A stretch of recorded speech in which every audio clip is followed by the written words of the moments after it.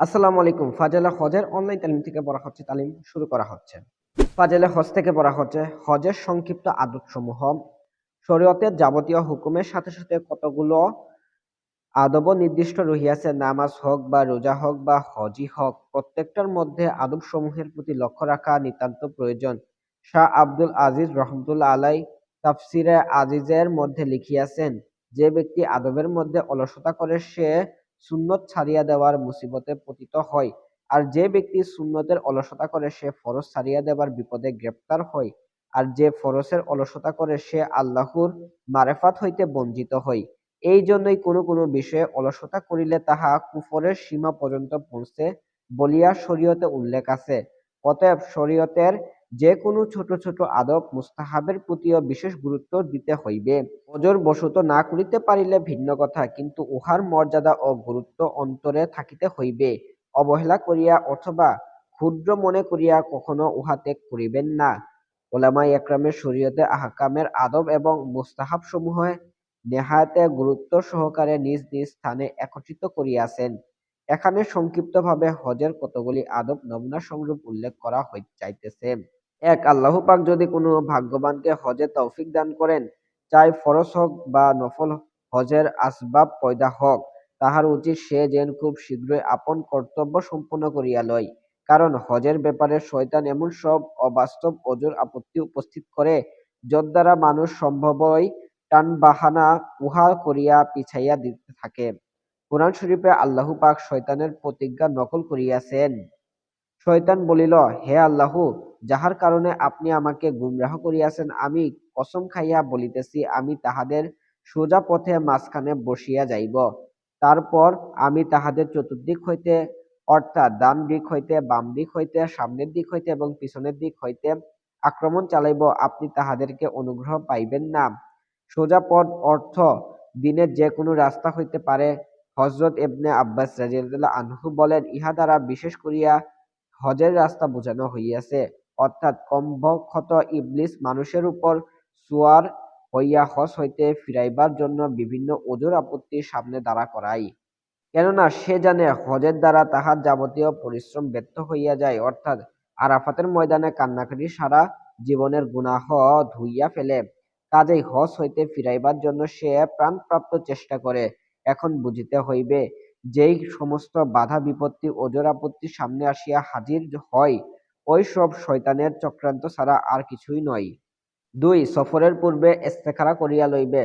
হজ করিব কি না করিব, এই জন্য ইস্তেখারা নয়, কেননা ফরজ কাজে কোনো ইস্তেখারার প্রয়োজন নাই, বরং কখনো কোন পথে বা কোন জাহাজে ঐসব ইস্তেখারা করিয়া লইবে।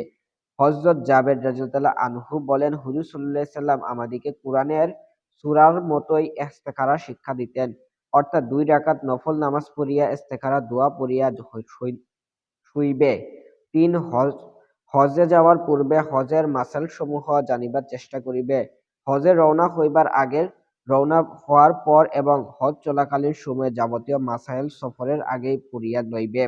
ওলামাগণ মনোযোগ দিয়া পড়িয়া লইবেন। ক্লাসের সময় মাসাইল জানা ভিন্ন কথা, সময় মতো সামনে আসা ভিন্ন ব্যাপার।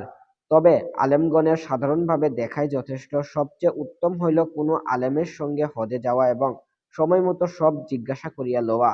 আমার পরামর্শ, অঙ্গহি রহমতুল্লাহ আলাই কৃত জুবাদাতুল মানাসেক, মাওলানা আশেকে এলাহি কৃত জিয়ারতুল হারামাইন, অর্থাৎ মাওলানা সায়েদী আহমদ কৃত মুআল্লিমুল হুজ্জাজ পড়িতে পারেন। ইহা ছাড়াও যে কোনো বিশ্বস্ত আলেমের কিতাব দেখিতে পারেন। ৪, সফরের সময় নিয়ত খালেস আল্লাহর রেজামন্দি হইতে হইবে।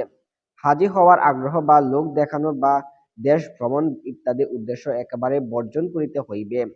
৫, এক বা ততোধিক সফরের সাথী এমনভাবে তালাশ করিবে, যাহা দিনদার পরহেজগার হয়, প্রতিমধ্যে এবং দিনের কাজে সাহায্যকারী হয়, নেক কাজে উৎসাহ দান করে, বিপদে সবর করিতে বলে, দুর্বলতা সৎসাহস দেয়।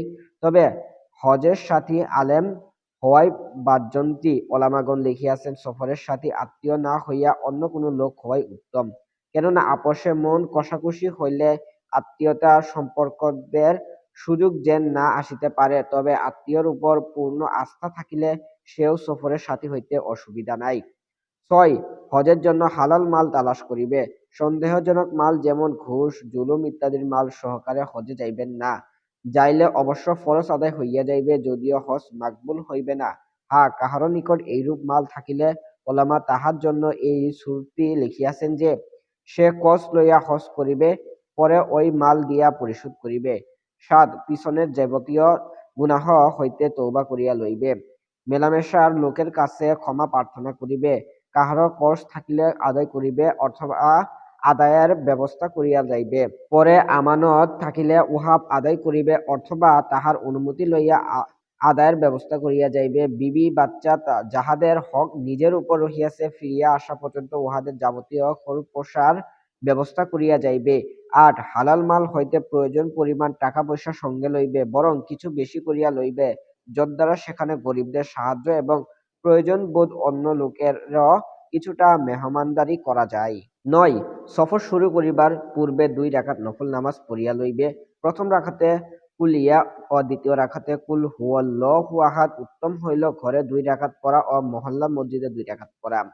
10. বাহিরে হইবার পূর্বে এবং বাহির হওয়ার পরে কিছু সদকা খয়রাত করিবে এবং সাধ্য অনুযায়ী করিতে থাকিবে, কেননা বালা মুসিবত দূর করার ব্যাপারে সদকা বিরাট প্রভাব রহিয়াছে। হাদিসে আসিয়াছে, সদকা আল্লাহর ক্রোধ থামাইয়া দেয় এবং অপমৃত্যু হইতে হেফাজত করে। অন্যত আছে, যে ব্যক্তি কাহকে কাপড় পরাইল, যতদিন পর্যন্ত তাহার শরীরে কাপড় থাকিবে ততদিন পর্যন্ত দাতা আল্লাহর হেফাজতে থাকিবে। 11. ঘর হইতে বাহির হওয়ার সময় খাস খাস মানসুন দোয়া পড়িয়া লইবে। উত্তম হইল দোয়া কুনুত কিতাব খরিদ করিয়া লইবে। 12. রওনা হইবার সময় বন্ধু বান্ধবের সহিত মেলাকাত করিয়া বিদায় লইবে, তাহাদের নিকট দোয়া দরখাস্ত করিবে। হাদিসের মর্মান্তে এই দোয়া তাহা সফরে সাহায্যকারী হইবে। বিদায়ের সময় এই দোয়া পড়িবে, আস্তাউদিউল্লাহ দীনাকুম ওয়া আমানাতাকুম ওয়া খাওয়াতিমা আমালিকুম। 13. ঘরের দরজা দিয়া বাহির হইবার সময় এই দোয়া পড়িবে, বিসমিল্লাহি তাওয়াক্কালতু আলাল্লাহি লা হাওলা ওয়ালা কুওয়াতা ইল্লা বিল্লাহিল আলিয়্যিল আযীম। এই দোয়া পড়িলে সুসংবাদ দেওয়া হয়, তুমি সঠিক পথে মকসুদে পৌঁছিবে, পথে তুমি হেফাজতে থাকিবে এবং শয়তান হইতেও হেফাজতে থাকিবে। 14. কাফেলার মধ্যে একজন জ্ঞানী গুণী দিনদার পরহেজগার ব্যক্তিকে আমির বানাইয়া লইবে। কুরাইশী হইলে সবচেয়ে ভালো। হুজুর সাল্লাল্লাহু আলাইহি সাল্লাম ইরশাদ করেন, 3 ব্যক্তি একত্রে সফর করিলে এক ব্যক্তিকে আমির বানাইয়া লইবে।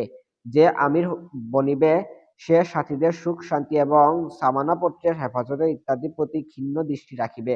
15. বৃহস্পতিবার ভোরবেলায় সফর শুরু করিবে, কেননা হুজুর সাল্লাল্লাহু আলাইহি সাল্লাম ওই সময় সফর করা পছন্দ করিতেন এবং অধিকাংশ সময় দিনের প্রথম ভাগে কাফেলাকে রওনা করাইতেন।